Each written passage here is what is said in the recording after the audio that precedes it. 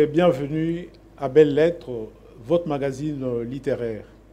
Aujourd'hui, je reçois sur ce plateau M. Katende Kach Mbika, metteur en scène, dramaturge et acteur, un grand homme de culture, un géant du théâtre congolais moderne. Bonjour, M. Katende. Bonjour, monsieur. Bienvenue à Belles Lettres. En tout cas, merci de votre invitation, j'en suis ravi. Avez-vous un mot à ajouter à la brève présentation que je viens de faire de vous? Un petit rien. Je suis pensionné de mines. J'ai travaillé dans des mines au Katanga pendant 31 ans. Ceci expliquant cela. Donc, sans les mines, sans le travail que j'ai fait, je ne pouvais pas de moi-même supporter. J'étais où je suis le producteur de mes propres œuvres, le sponsor de mes propres œuvres, grâce au travail que j'ai fait dans les mines et dans les usines pendant 31 ans. C'est important pour moi. C'est tout? C'est tout, oui. À l'introduction à notre entretien, une question me passe par la tête. Quelle est votre définition de la littérature? Ah, la question est compliquée. Qu'est-ce que vous entendez par littérature? Littérature, oui. Avant d'arriver à la littérature, qui est la première composante de l'art, voici comment je suis parvenu pendant toutes ces années à comprendre l'art. L'art n'est pas une invention humaine spécifique, comme le dit le dictionnaire. L'art n'est pas un passe-temps, et encore moins un luxe. L'art est un don de Dieu. C'est pourquoi on dit, on ne devient pas un artiste, on ne forme pas un artiste est né avec son art. Si on le comprend dans ce sens que l'art est un don de Dieu, l'art a 7 composantes. La littérature, l'architecture, la peinture, la musique, la danse et le cinéma.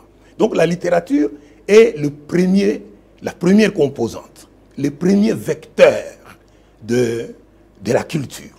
Donc là où il y a la littérature qui marche, et vous comprenez tout de suite que si l'art est un don de Dieu, Dieu a créé avec la parole, et la littérature, c'est une certaine forme de la parole.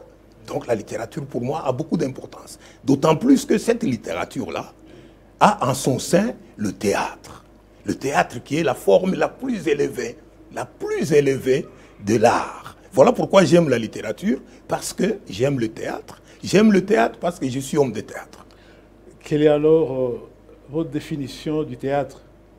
Ma définition du théâtre, c'est que j'ai compris du théâtre. Voyez-vous, j'ai eu la chance extraordinaire, je ne sais pas s'il y en a 2 Congolais comme moi, pour cette chance-là.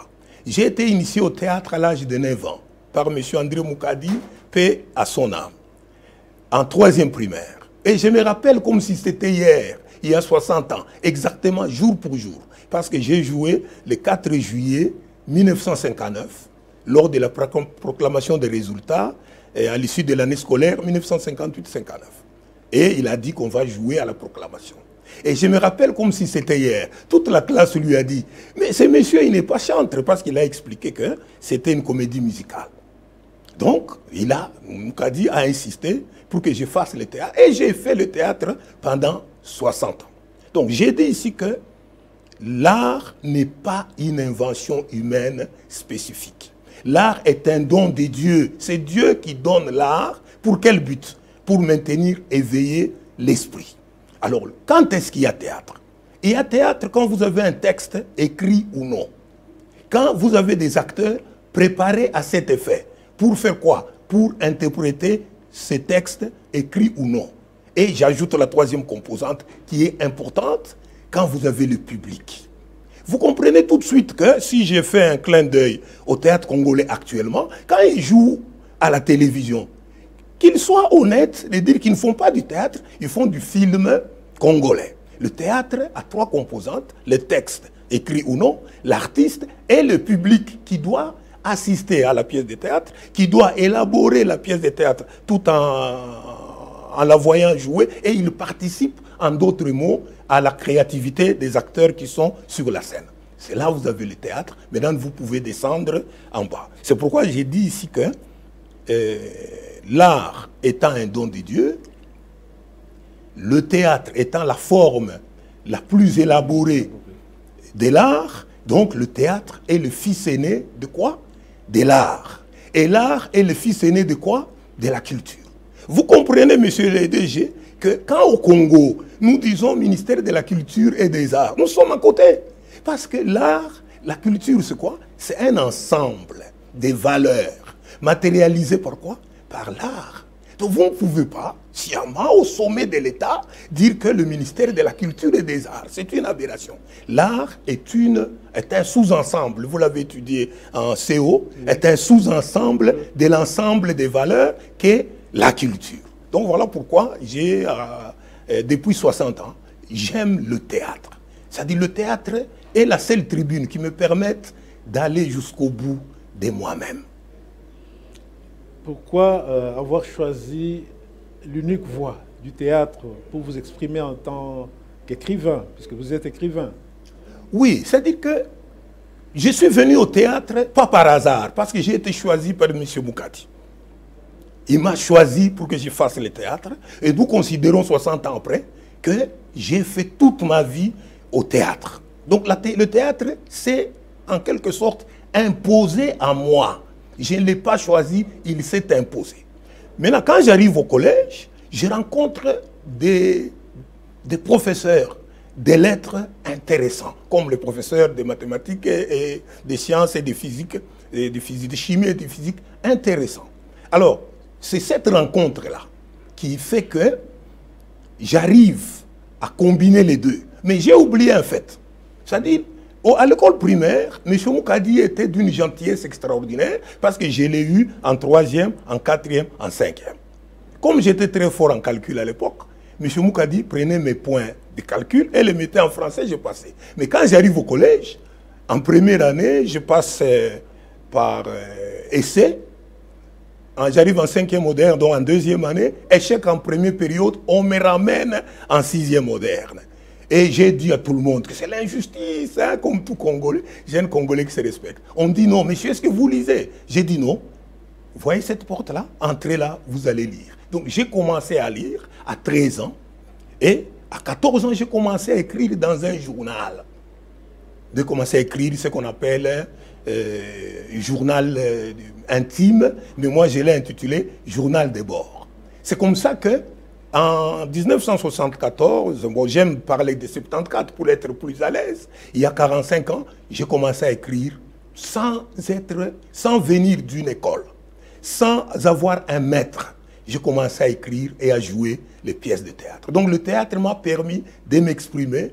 Le théâtre est resté pour moi une activité intense qui m'a accompagné dans la mine souterraine, dans les carrières, dans les usines. Le théâtre m'a accompagné partout. Parce que je crois au théâtre. Je crois que si nous voulons changer le Congo, une seule voie, je vais vous provoquer, c'est le théâtre. Mais pas le théâtre que vous voyez à la télévision, mais le théâtre dans la salle où il y a le public, il y a les acteurs, il y a un texte, écrit ou non. On élabore cela. Cette chaleur, ces transferts d'électrons font que quelqu'un puisse être transformé. Voilà. Est-ce qu'il y a un rapport entre le théâtre et la vie? La vie. Oui. Lequel? Non, mais écoutez, souvent j'entends souvent, c'est une très bonne question, je vous en remercie. J'entends souvent quand vous êtes dans les bus, n'importe où, que vous voyez ce qui se passe à la télévision et ce qui se passe au Parlement, c'est vraiment du théâtre de chez nous, etc. J'ai dit souvent aux gens que mais vous me blessez, ce n'est pas le théâtre. Le théâtre, ce n'est pas la vie, bien que le théâtre parle de la vie. Le théâtre, c'est un morceau d'art. Alors, il y a la vie, pourquoi? Parce qu'on appelle le théâtre l'art vivant. L'art vivant. Pourquoi il y a la vie? Le théâtre, j'ai dit ici que le théâtre est la forme la plus élevée de l'art. Parce que le théâtre provient de l'art dramatique, l'art de la parole. Le créateur a créé par la parole. Maintenant, nous écrivons l'art de théâtre et l'art dramatique, l'art de la parole. Qu'est-ce qui se passe? Il se passe là un transfert d'électrons spiritualisé entre les acteurs qui sont sur la scène et le public. Le public n'est pas paresseusement assis.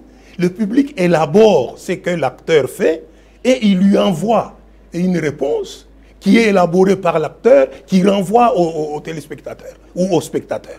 Et ces transferts-là d'électrons spiritualisés, c'est ça la vie. Ça donne la vie, ça donne la vigueur, ça donne une vie. Parce que l'art, redresse, indique les chemins de l'excellence, de la beauté, de la bonté, de la vérité et de la vie. Donc votre question est fondamentale. Le théâtre amène où? À la vie. Ok. Vous sentez-vous quelque part redevable au théâtre? Oui, c'est une très bonne question. C'est-à-dire tout ce que j'ai fait, quand vous voyez ma carrière de 31 ans, côté élite entre parenthèses, et c'est le théâtre. C'est-à-dire, le théâtre m'a tout donné, bien que j'ai donné aussi tout au théâtre. Et sans le théâtre, je ne pouvais pas faire la carrière que j'ai faite. Imaginez-vous, vous êtes 4000, mais le PDG vous connaît, vous, parce que vous faites du théâtre. Parce qu'on vous a choisi pour présenter, quand le PDG va passer, eh bien, je dois beaucoup de choses au théâtre, bien que j'ai donné aussi beaucoup au théâtre. Vous êtes dramaturge, metteur en scène et acteur acteur et directeur de troupe. Directeur de troupe. Oui. Dans quel créneau vous sentez-vous à l'aise? Vous aimez qu'on parle de vous en tant que dramaturge, acteur ou metteur en scène, je sais pas. Vous savez, c'est une excellente question. Une excellente question qui mérite toute une thèse. Malheureusement, au Congo, on est à côté de la plaque. Un acteur. Oui. Et vous savez, dans ma carrière, j'ai eu à rencontrer 3 sortes d'acteurs. Oui. Un acteur mineur. C'est un acteur qui est ventru, fessu, qui dépasse par les... Comment est-ce que vous appelez ça? Les maquillages, etc. Moi, je le considère comme un acteur mineur. Oui. Et puis, vous avez un acteur majeur. Un acteur majeur, c'est celui qui laisse le texte derrière lui. Il domine le texte. Il domine son rôle. Il laisse le texte derrière. Il le prend quand il faut pour orienter ou ceci ou cela. Mais vous avez l'artiste. Donc l'artiste, c'est plus qu'un acteur majeur. Il est tout. C'est-à-dire qu'il représente, il interprète le rôle, il dépasse l'interprétation, il se met à la place du public, etc. Maintenant, vous avez l'acteur, même s'il est bon, même s'il est artiste, mais il n'est pas dramaturge. Donc, le dramaturge écrit sa pièce de théâtre, donne au metteur en scène, qu'il étudie et qui la met en scène, qui met l'animation, etc. Et l'acteur, c'est celui qu'on voit, c'est celui qu'on acclame, etc. Maintenant, vous me demandez quel est le personnage le plus important quant au succès d'une représentation théâtrale. Est-ce le metteur en scène? L'homme qui a mis en scène? Est-ce le dramaturge, l'homme qui a écrit? Est-ce l'acteur qui est connu, qui a joué, etc. Moi, j'ai dit que j'aime qu'on m'appelle artiste. Parce qu'un artiste, c'est qui? Un artiste, c'est tout homme, toute femme sensible à l'influence spirituelle. J'ai dit ici que l'art est un don de Dieu. Je viens de le découvrir après 60 ans de pratique de théâtre, que je n'ai pas de maître. Je ne proviens pas d'une école qui a formé. Mais qui suis-je? Je suis sensible à l'influence spirituelle. Je reconnais que je suis venu. Je suis né avec l'art. Et qui m'ont aidé? C'est mon maître de 3e primaire, André Moukati. C'est ma mère Bombo Mwanza qui m'a aidé. C'est mon père Timpanga qui m'a aidé. Voilà les gens qui m'ont aidé à rencontrer l'art. Donc j'ai dit à votre question que l'artiste, c'est le personnage le plus important quant au succès d'une pièce de théâtre. Et quand je suis acteur, après avoir écrit, après avoir mis en scène, je dirige la mise en scène sur la scène. Donc chaque fois que j'entends le bruit dans la salle, c'est qu'il y a une attention artistique quelque part. C'est à moi de régler, etc. Et donc, pour tout l'or du monde, vous pouvez me donner 2 millions de dollars et me demander d'abandonner le théâtre. Je vous dirai merci beaucoup, monsieur le DG. Je garde le théâtre. Une si longue pratique du théâtre ne vous dispose-t-elle pas à une certaine confusion entre la scène de la vie et la scène théâtrale? Non, justement parce que j'ai fait la distinction. J'ai fait la distinction. C'est comme ça que quand je suis dans un bus et que j'entends mes compatriotes dire faussement, je l'ai dit à haute voix ici devant votre micro, devant votre caméra, que ça c'est du théâtre de chez nous qui se passe au Parlement. Non, ce qui se passe au Parlement, c'est un spectacle de mauvais goût. Le théâtre, c'est un morceau d'art. Le théâtre, en tant qu'art, c'est un don de Dieu. Pour faire quoi? Pour que l'esprit soit éveillé. Et un esprit éveillé, on ne l'amène pas n'importe où. Donc, mes compatriotes sont endormis. Un soleil de plomb, un sommeil de plomb, ils ne peuvent être réveillés que par le théâtre. Ce théâtre-là, s'il est appuyé par tout le monde, qu'est-ce qu'il va amener, monsieur le DG? Le théâtre amène quoi? Un, le théâtre met la lumière dans le cœur des gens. Oui. Deux, puisque il y a ce transfert d'électrons, le théâtre met la vie nulle part ailleurs.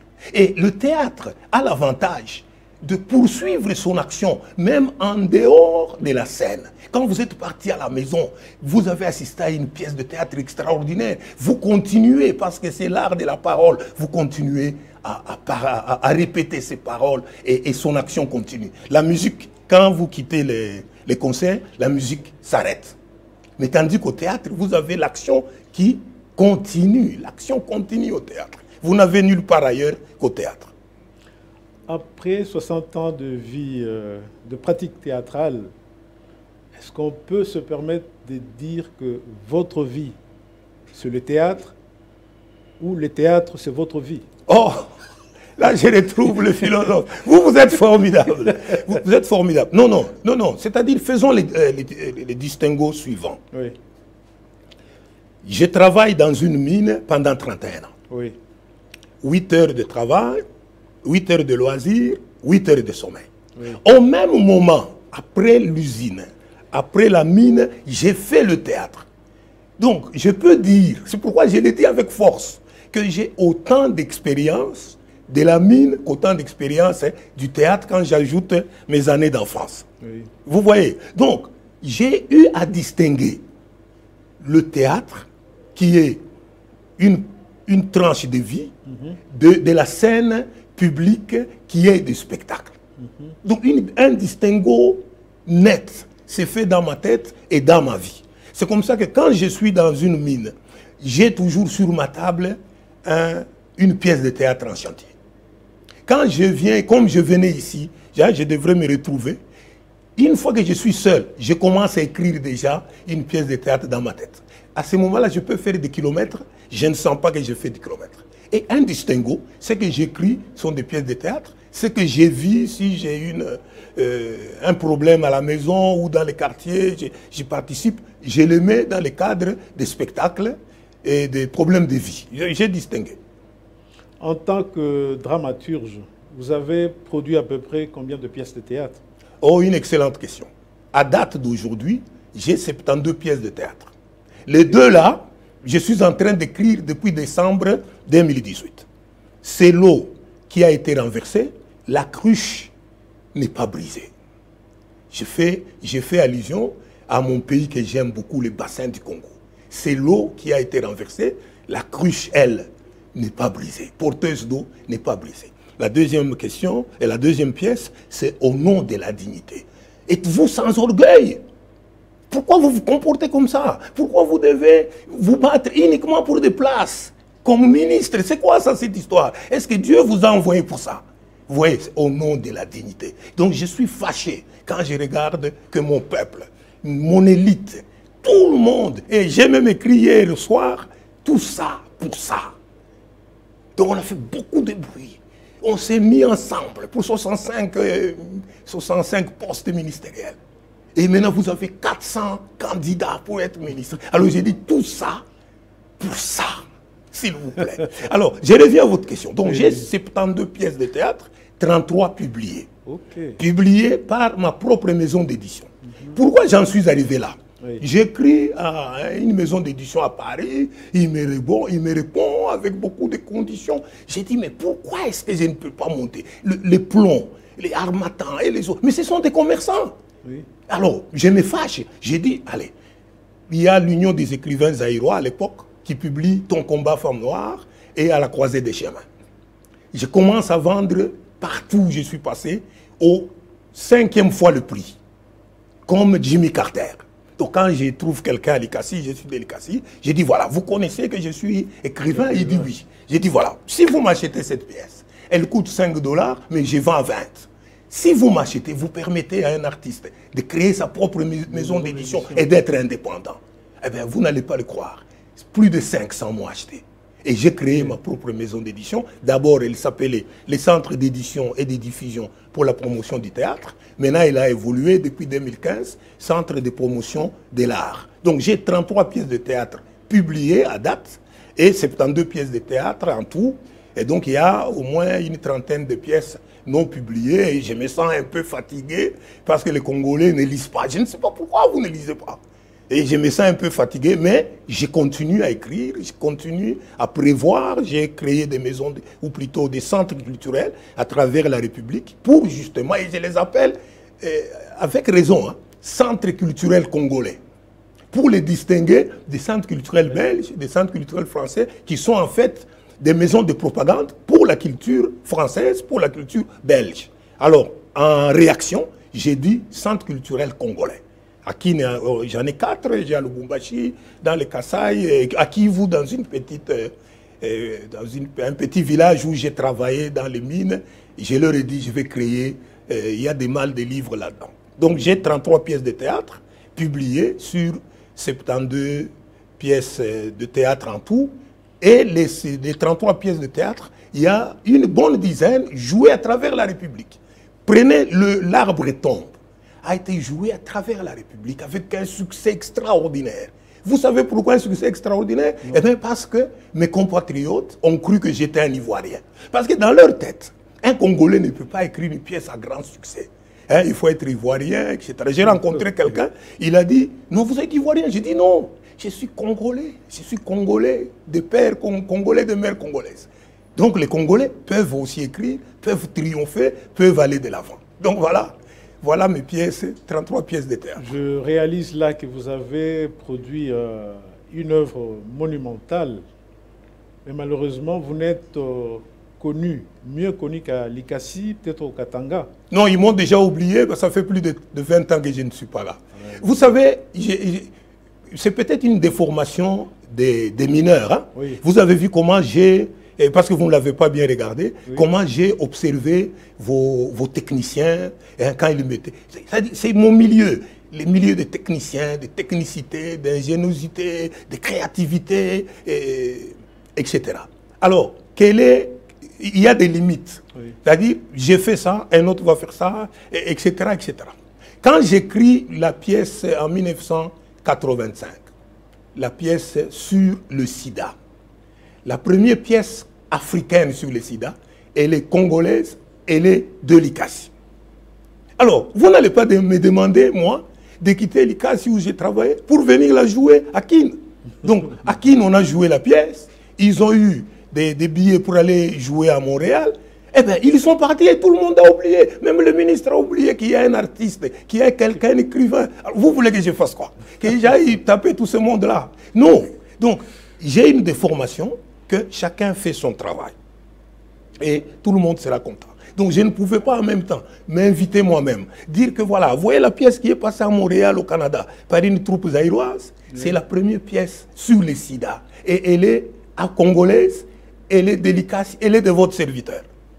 Mais ici à Kinbo, on a cité de quoi souffre-t-elle, mais sans ajouter l'auteur. Même chez vous, si vous faites attention, demandez à vos journalistes, on cite l'œuvre, on ne cite pas l'auteur. Nous n'avons pas cette culture-là. Alors c'est comme ça que je me trouve un peu dans ces cafouillages avec toutes ces pièces. Mais je ne pouvais pas faire de moi-même et la publicité, parler de moi-même. Non, je suis fatigué. C'est qu'à un moment, des gens du ministère de la Culture auraient pu prendre les cheveux par les cornes hein, et puis aller de l'avant. Mais les gens ne font pas le travail. Quand on envoie les billets par l'Organisation mondiale de la santé, basée à Brazzaville, envoie une vingtaine de billets, eh bien c'est le directeur de cabinet qui envoie sa femme, l'acteur prend une fille du quartier, même le ministre a débarqué un chef de bureau pour envoyer une petite amie. Alors vous voulez que je fasse quoi? Mais je suis dérangé par cette quinoiserie, donc je ne peux pas me battre contre le faux. Qu'est-ce que j'ai fait? Moi, j'ai publié les œuvres, j'écris des œuvres, je les publie et je les mets dans les malles. Je suis fatigué. en disant peut-être que, bon, quand on m'a parlé de votre invitation, on dit, mais peut-être les gens vont se réveiller en suivant vers pâturage pour dire qu'il y a un écrivain qui a 33 pièces de théâtre, qui a 72 pièces de théâtre, qui les a publiées, qui les a jouées. Mes pièces ont eu tous les parcours académiques, des TFC, des mémoires spéciales et des thèses de doctorat. Bien sûr, il y a des gens qui me déchirent dans cette histoire-là. Je leur dis, mais vous avez raison. Parce que vous regardez mes pièces congolaises, avec des lunettes occidentales. Enlevez ces lunettes occidentales. Regardez la pièce congolaise. Okay. J'écris pour les Congolais. Vous savez, il y a un amour que je développe dans mes œuvres. J'aime le Congo, le bassin du Congo. J'ai eu la chance de survoler le Congo. Dans les mines, hein, vous avez le haut plateau du Katanga, où naît le magnifique fleuve du Congo, hein, qui passe comme ça par les grandes montagnes de l'Est et qui va se déverser à Banana, 80 000 mètres cubes par seconde. Qui prend encore conscience de ça? Et vous pensez que le Créateur, qui nous a mis avec les mines, le cobalt aujourd'hui, le cuivre et tous les minéraux, etc., dont nous sommes nous-mêmes les primeurs, vous croyez qu'il vous a donné gratuitement pour que vous puissiez vous amuser? Le Créateur est juste bon qui vous attend à la fin. Donc quand vous avez circulé dans ce pays et que vous écrivez et que vous voyez le dynamisme du Congolais, vous ne pouvez qu'aimer le Congo. Voilà pourquoi je suis arrivé à dire le changement des mentalités dont on parle, oui, et qu'on a échoué depuis 60, parce qu'on s'est adressé à la partie qui est en nous mortelle. Si nous voulons le changement, nous devons prendre l'art. Et l'art porté par l'art théâtral, nous allons atteindre le moi intérieur responsable du changement. Et on aura le changement.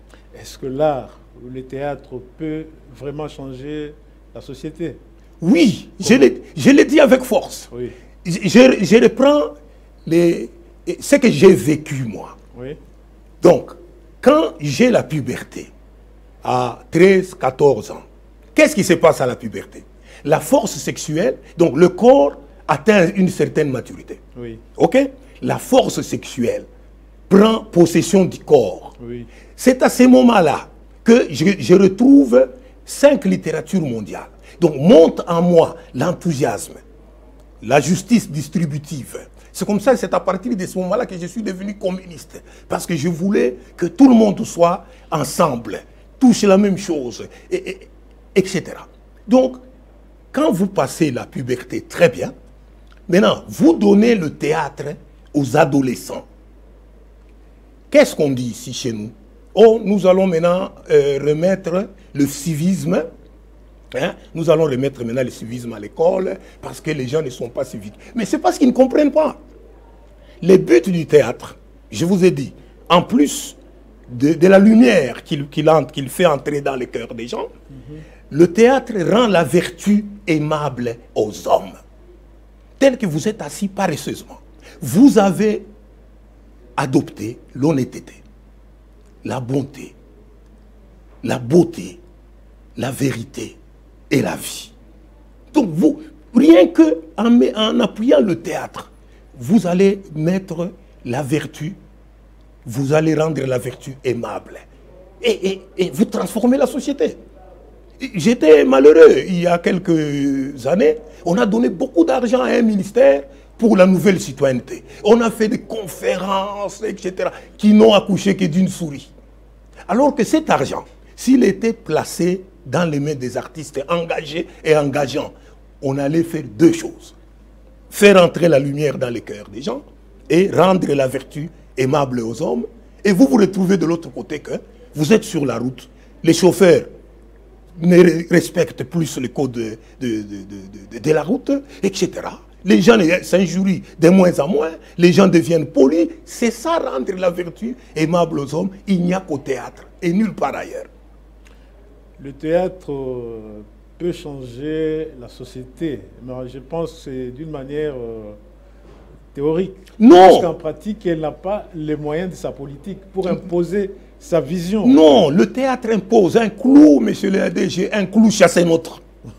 Nous avons accepté de suivre le mouvement au lieu de nous imposer. Nous avons accepté d'aller à la télévision pour faire des mauvais films, croyant que nous faisons du théâtre. Nous avons accepté, imaginez-vous que dans ces pays, depuis 1960, on n'a jamais construit une salle de théâtre. Il y a une seule salle de théâtre. Elle a été construite en 1956 par l'Union minière pour les 50 ans. C'est le théâtre de la ville de Lubumbashi. À Kinshasa, ici, il y avait une troupe de théâtre et une salle de théâtre de cinquantenaires construite en 1958. Elle a été détruite sur la place. On a construit quoi? Le stade. On a construit le stade. Donc, pendant 59 ans, nous n'avons pas construit des salles. Okay. Quand on a commencé les petits, je les appelle petits parce qu'ils sont en fait petits, hein, les plaines municipales, oui. Hein, j'ai pensé qu'ils allaient faire un complexe avec théâtre. On n'a pas fait ça. Donc, en conclusion, le théâtre existe. Il est mort, mais il existe. Les pièces de théâtre existent, ils sont dans les tiroirs. Les acteurs existent. Pour vivre, ils font du mauvais théâtre, du théâtre de mauvais goût, des films à la télévision. Le public, il est là. Vous le voyez, le public dans vos maisons, en train de suivre les films nigérians. Parce que Dieu a mis en chacun de nous la soif de prendre ce qui est produit de lui.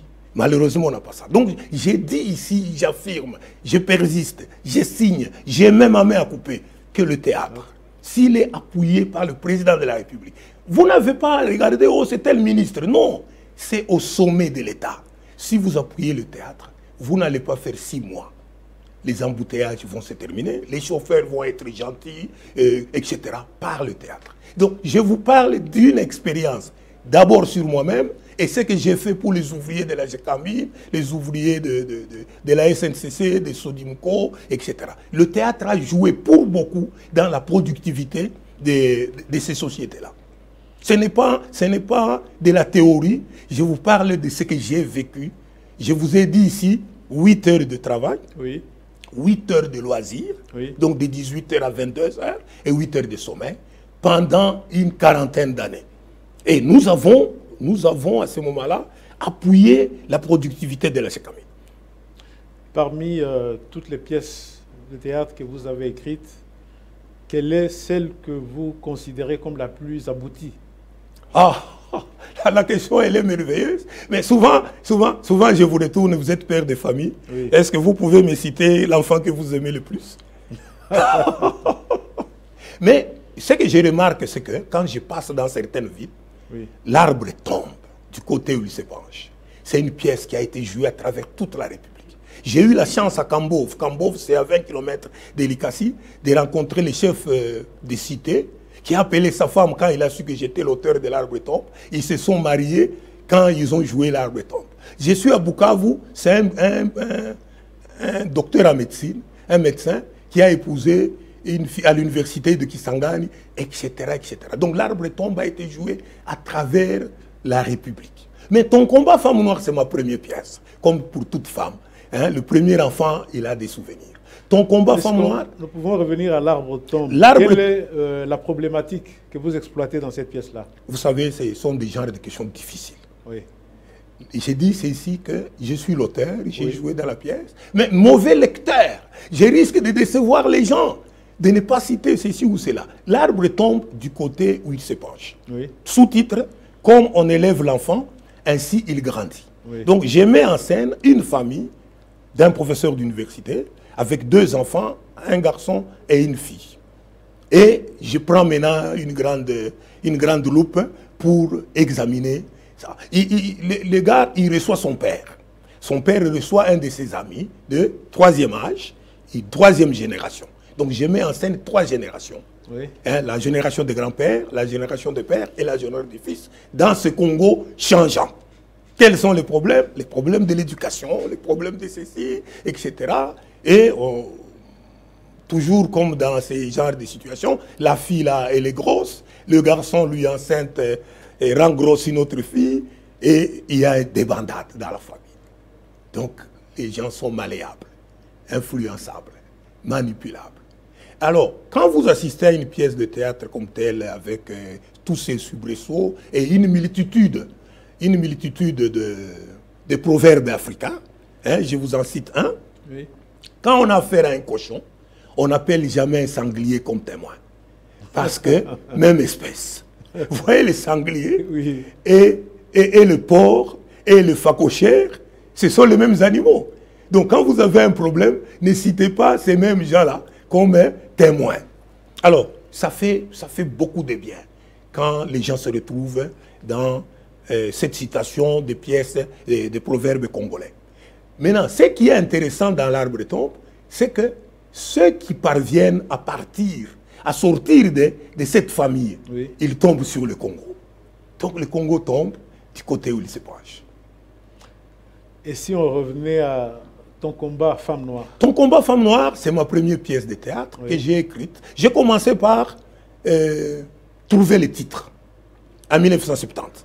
Donc les titres m'est tombé comme ça, comme j'écrivais chaque jour, et j'ai écrit Ton combat Femme Noire. En 1974, je rentre à Likasi malade, venant de Kin, pour me sortir de cette maladie dont les examens étaient toujours négatifs. Une force intérieure me pousse à écrire une pièce de théâtre. Je prends un cahier, j'écris Ton combat Femme Noire. Je mets en scène, encore une fois, le père, la mère et deux garçons qui représentent les filles et les garçons. La fille a eu son diplôme d'État, inscrite à l'université.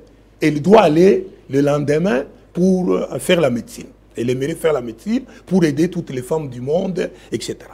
Voilà que ça tombe comme un cheveu dans la soupe. Elle doit aller comme deuxième bureau pour sauver la cousine qui n'a pas d'enfant, dont le mari a beaucoup d'enfants, a beaucoup d'argent. Donc, c'est ça Ton combat Femme Noire. Je l'ai écrite 2 décennies avant Légendaire. C'est comme ça qu'il y a un livre ici, le professeur Mumbal, il dit que Katende est le précurseur, il est Jean-Baptiste du genre. Et il demande aux associations féminines d'aller consulter votre serviteur pour les mener dans le dur combat, parce que je parle des études des femmes, des filles, 2 décennies avant. Et quand j'écris la pièce, en août 1974, je ne savais pas que 1975 était l'année internationale de la femme. Et voilà que je trouve un travail extraordinaire en octobre 1974 et je monte ma troupe indépendante des églises, des écoles et des sociétés. Et c'est comme ça qu'on a joué la pièce où, pour la première fois, au lycée Sainte-Marguerite à Lucha, devant 500 jeunes filles. Et ces filles étaient tellement contentes qu'elles m'ont dit, allez dire à l'auteur qu'il a des grandes filles comme nous, allez le remercier. Je me suis dit, si j'ai dit à ces filles que l'auteur, c'est ce jeune homme qui est avec vous, donc je vais les rendre un mauvais service. Oui. Je me suis tué et c'était parti. C'était parti. Quand vous regardez l'histoire du théâtre, avant 74, c'était Marmite de Kokambala, 3 prétendants et mari, etc. Donc avec Ton combat Femme Noire, nous entrons dans la modernité, nous sommes dans une famille avec des gens bien habillés, etc., qui parlent d'un problème réel, des études des enfants et des filles, qui parlent d'un problème réel. Quelle est la tâche de la femme? C'est rester à la cuisine, c'est seulement élever les enfants, ou la femme a une autre tâche? Est-ce que mettre au monde, c'est ça le but final de l'enfant et de la femme? Alors je prends tous les loisirs d'entrer dans le féminisme, d'entrer à gauche et à droite. Et ceci 2 décennies avant que le gender ne soit introduit au Congo en 1993. Donc voilà la force de l'inspiration. Okay. Est-ce qu'il y a un 3e titre qui vous monte à la tête là? Non, très bien. Oui. Le 3e titre, c'est Le temps de la femme. C'est-à-dire, avec Ton combat Femme Noire, j'ai pris conscience que si nous voulons nous relever, nous Congolais, nous devons aider la femme à se relever. La femme congolaise ne sait pas relever. Vous allez me dire pourquoi. Mais elle étouffe avec les cheveux des autres. Je suis malheureux quand je suis dans les taxis, quand je suis dans... Je suis malheureux, je les vois gratter. Je dis, madame, mais vous étouffez. Est-ce que vous voulez changer ce que Dieu a fait? Dieu nous a donné des cheveux noirs et crépus. De quel droit vous voulez dire que Dieu s'est trompé? Maintenant, Dieu ne s'est pas trompé. Vous avez les cheveux des autres, des Indiennes, des Brésiliennes. En contrepartie, vous portez les ADN de ces femmes-là. Ah bon? Si ce sont des sorcières, mais la nuit, vous portez la sorcellerie dans la maison. Non, mais je suis malheureux. L'autre jour, j'ai vu une dame là, au professeur des universités, avec des cheveux là. J'ai dit, oh Seigneur, c'est quoi ça? Et quand vous regardez, on n'a pas fait de publicité. Qu'est-ce qu'on a fait? Nos Congolaises sont prises dans un mouvement de faux par les films américains, et des films indiens, des films brésiliens, et vous les voyez comme des moutons de panurgie, excusez-moi les termes, en train de porter ces histoires. Alors, moi, je viens d'une mine. Quand je regarde ces perruques, ces histoires, je calcule, si vous prenez 20 dollars, nous sommes 80 millions, même 100 millions. 52%, ce sont des femmes, n'est-ce pas? Oui. Hein? Ça fait 50 millions, 40 millions. Multiplié par 20, vous avez combien? Si vous avez 400 millions, eh bien, nous montons une usine ici, nous montons une mine ici qui produit 500 millions de dollars par an. Non, mais c'est une aberration grave. Et alors, maintenant, ton combat femme noire, j'écris Le temps de la femme. En 2011, oui. J'ai eu l'inspiration à Boma. Quand on proclame, c'était l'année des élections, oui. J'imagine que c'est une femme qui passe. Qui passe présidente. Qui passe présidente. Oui. Une révolution. Elles sont majoritaires au Parlement, elles sont majoritaires au Sénat. Elles prennent toutes les provinces. Parce qu'elles représentent plus de 50%. Au lieu de perdre votre temps avec les cheveux des autres et la sorcellerie, vous avez le Congo qui doit être mis debout. Là, c'est un scénario utopique. Pas utopique. Vous savez, c'est une bonne question en tant que philosophe. Non, je ne suis pas utopique. Je suis un scientifique doublé d'un artiste, oui. Avec des pieds sur terre. 52% sont des femmes. Quand vous allez à la CENI, oui. CEI, en 2006, les femmes représentaient 70%. Est-ce qu'elles étaient conscientes qu'elles représentaient 70%? Non. En 2011, les femmes ont représenté 60% d'électeurs ou d'électrices. Mais au lieu d'y réfléchir, non, elles perdent leur temps dans la frivolité en faisant tomber tout un peuple. Aujourd'hui, je lance un appel vibrant que, mesdames, revenez à ce quoi le Créateur vous a créé. Porteuse de la flamme sacrée, vous devez précéder l'homme. À ce moment-là, nous allons vous suivre. Honorez la femme. Voyez ce qu'elle a en elle comme perle. Eh bien, elle va conduire le pays. Mais pas avec les cheveux. Parce que Dieu n'a pas créé ces cheveux-là. Dieu a créé les cheveux noirs et crépus. Et je suis fier d'être Congolais, de porter les cheveux noirs et crépus. Et je suis fier d'être Congolais, de dire à mes concitoyennes que vous êtes dans l'erreur. L'âme respire par les cheveux. Hein? En mettant une coiffe ici. Est-ce que l'âme respire? Non. L'âme ne respire pas. Donc c'est ça, Le temps de la femme, une pièce de 2011 sur la femme. Et j'ai écrit comme ça 3, 4, 5 pièces sur la femme. À tel point qu'un acteur de Lubumbashi a demandé aux autres si j'étais féministe ou quoi. J'ai dit non, j'ai pris conscience que le Créateur qui est juste et bon a fait précéder la femme. Maintenant, avec l'histoire de la pomme, etc., hein, nous nous vengeons en fait. Parce que c'est la femme qui nous a amenés au péché. Alors nous nous vengeons. Maintenant, si la femme revient à ses attributs, l'homme va se mettre au service de la femme et le Congo va se mettre debout. Okay. Oui. Pourquoi écrivez-vous? Pourquoi écrivez-vous? Ah, mais c'est une question difficile. J'écris parce que je vis. Vous savez, j'ai dit comment? Oui. Et je reviens, parce que vous avez des enfants, alors je reviens beaucoup sur la puberté. Oui. La force sexuelle qui prend possession du corps en maturité. Oui. Au même moment, monte en moi l'enthousiasme, monte en moi le goût de la justice, de l'honnêteté, etc. C'est comme ça qu'on dit que l'homme est bon, c'est la société qui le perd. Oui. Donc à la puberté, au lieu de perdre le temps de gronder l'enfant, il faut lui dire que mademoiselle, monsieur, vous passez un moment extraordinaire. Vous avez une force qui entre en vous. Et pour terminer cette force-là, il faut la lecture. Il faut le sport. Oui. C'est comme ça que Don Bosco a raison. Quand vous faites le sport, la force sexuelle part d'une bonne façon. Avec Don Bosco, avec Baden-Powell, vous faites de bonnes actions. Hein, la force sexuelle s'écoule facilement. Maintenant, moi, j'ai trouvé l'écriture. Donc, quand j'écris, oui, je suis en affinité. C'est-à-dire, c'est une dictée. Une dictée. C'est pourquoi je l'ai dit aujourd'hui, 60 ans après, que je suis venu avec mes œuvres. Je suis venu. Je n'ai aucun diplôme d'art. je n'ai aucun modèle. Et je n'ai pas de maître. Parce que j'ai compris la puberté. Donc c'est capital. Si vous avez des enfants, soyez attentifs, donnez-leur les livres à ces moments-là, voyez leur talent et appuyez-les. Ça va se suivre. Écrire, pour vous, c'est une dictée.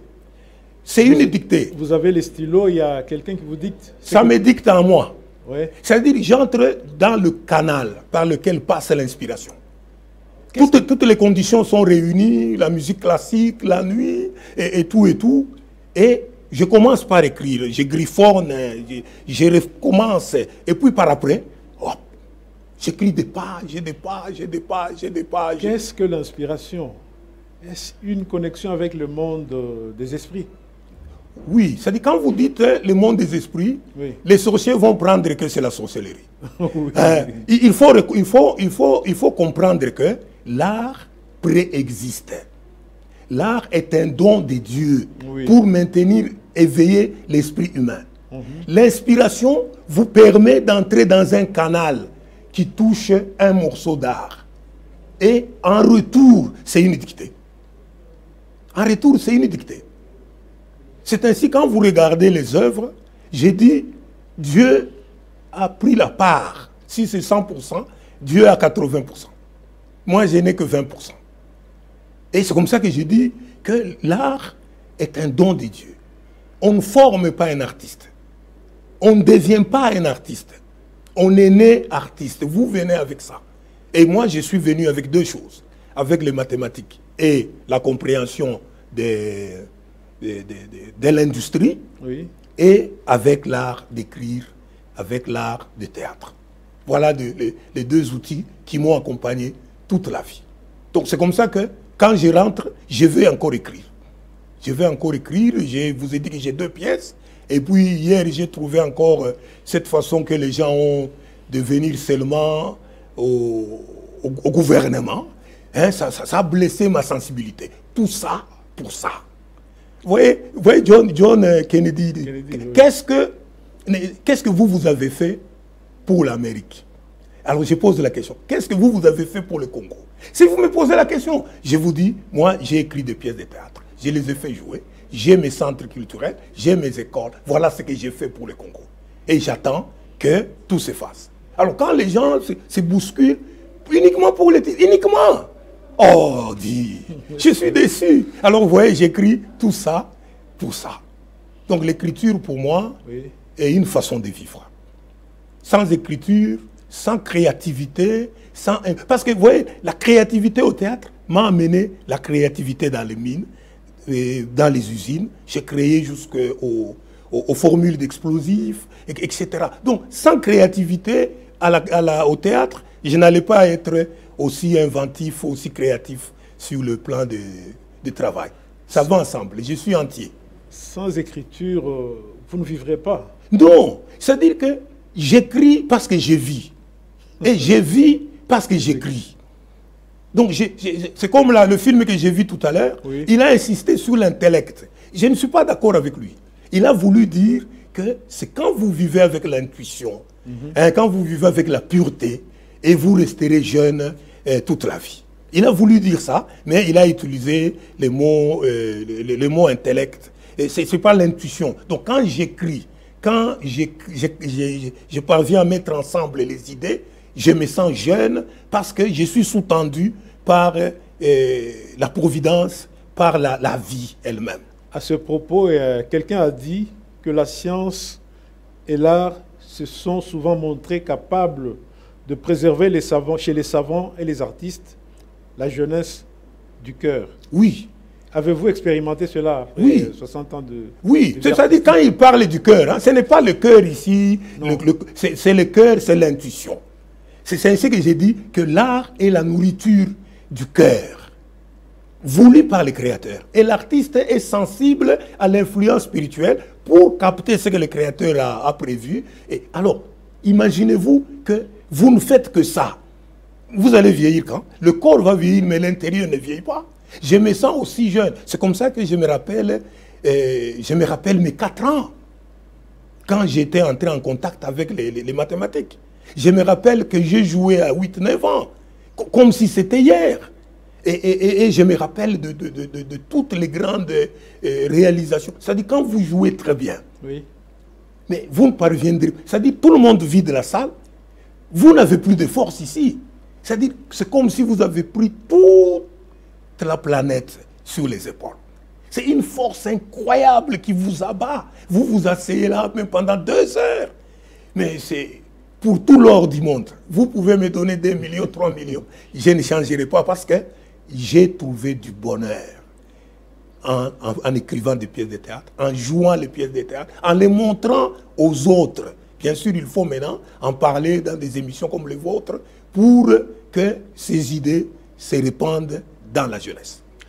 Le théâtre et les jeunes, qu'est-ce que vous pouvez dire aux jeunes qui nous suivent par rapport au théâtre, par rapport aux avantages qu'on peut tirer du théâtre, oui. C'est une très bonne question. Oui. Vous savez, je disais là tout à l'heure que des moments heureux de ma vie, je les ai passés au collège.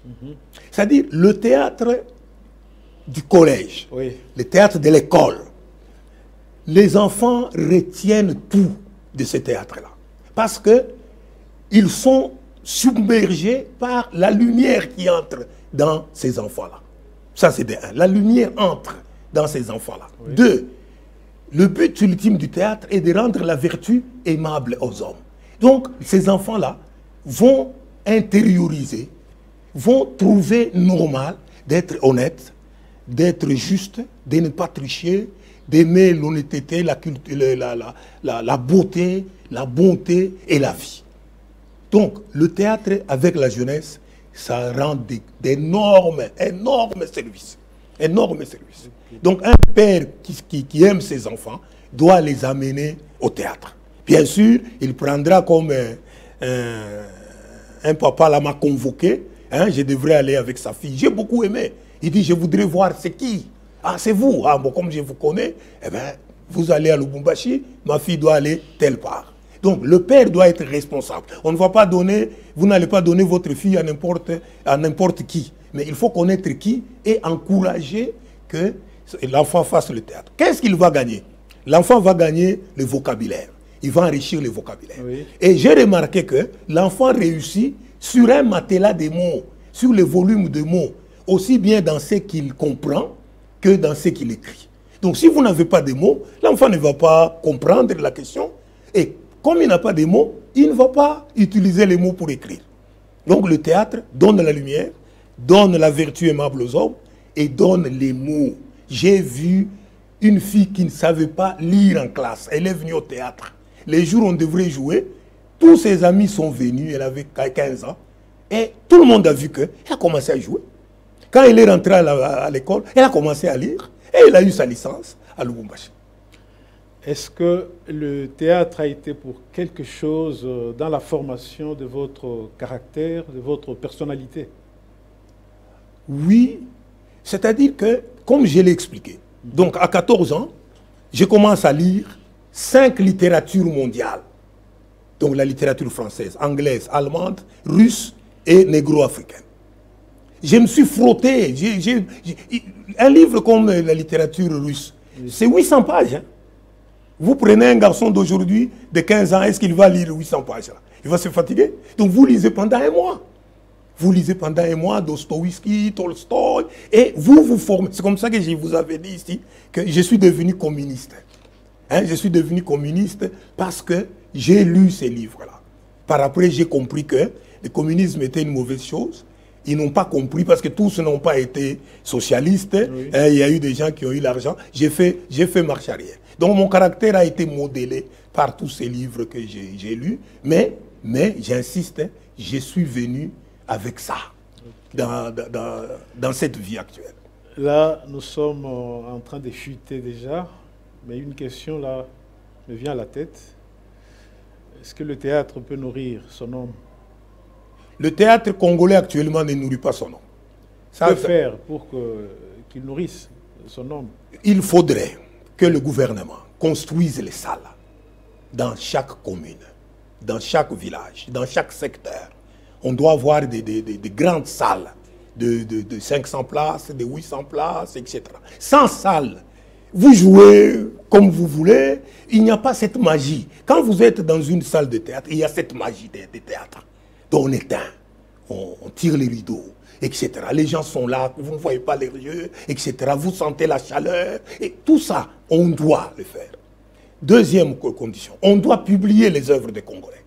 Il n'y a qu'au théâtre où on voit un Congolais beau, intelligent, qui triomphe. Ça entre dans le subconscient, ça remplace les clichés aliénants que nous avons avec les films étrangers. Au théâtre congolais, joué par les Congolais, écrit par les Congolais, on va remplacer les clichés. Donc il y a le préalable, c'est qu'on construise les salles. Au même moment qu'on enseigne notre théâtre à l'école, qu'on fasse des grands festivals de théâtre scolaires, amateurs, etc. pour qu'il y ait la vie et on sera sûr que le Congolais moyen va aimer la vertu, va être intelligent, va être respectueux des lois et on ne verra pas nos policiers avec des tenailles en main, des barres de fer. Hier, j'étais malheureux. J'ai dit, voilà à quoi ça dit quand le théâtre va donner de la lumière à tout ce monde-là. Le théâtre va rendre la vertu aimable aux hommes. Et tout le monde sera beau, tout le monde sera content. Et on va reconstruire le pays qui est notre but commun. Ok, là, nous avons vraiment fini. Mais avant de boucler notre émission, avez-vous un mot à dire à propos de cette émission, Belles Lettres? Non, je ne peux que vous remercier. Oui. Vous ne pouvez pas imaginer la joie qui est la mienne d'être invité dans une télévision comme la vôtre. Je n'ai pas l'habitude de jeter des fleurs, mais j'ai vu des techniciens. J'ai 30 ans, j'ai vécu avec les techniciens. Donc quand je trouve des gens qui connaissent le métier, j'ai dit, voilà, le Congo, on va se mettre debout demain. Donc je vous remercie sincèrement de l'occasion que vous m'offrez. Je remercie tous vos collaborateurs et je les appelle à continuer comme ça. C'est comme ça qu'on bâtit une nation. Et je m'adresse aux autorités en disant que le théâtre est l'unique voie. Qu'on ne vous trompe pas. Le théâtre est l'unique voie. Si vous voulez les changements des mentalités, les acteurs sont là. À 69 ans maintenant, dans quelques jours, j'aurai 69 ans, je suis disposé à travailler pour la République parce que j'aime la République. Pas être au gouvernement, mais travailler dans une salle de théâtre. Faire le tour du Congo parce que je l'ai fait en tant que mineur. J'ai travaillé partout au Congo. Nous avons cette hospitalité légendaire. Je remercie tous ceux durant ma carrière qui m'ont reçu à bras ouverts. Je remercie Vert Pâturage. Vous savez, j'ai beaucoup aimé parce que je suis... Quand vous travaillez dans la mine, hein, oui, vous aimez l'écologie. L'écologie, c'est le vert. Ouais. Quand vous êtes dans la mine, c'est le vert. Vous êtes sur une colline, vous regardez le vert. Vous dites, le Congo est formidable. Et le premier jour où j'ai vu le vert, j'ai aimé. Je ne savais même pas que c'était dans la Bible. J'ai dit, mais voilà, ces gens, ils ont trouvé un créneau formidable. J'ai pris pour vous, pour que vous puissiez grandir et être plus grand que les autres télévisions au service du Congo.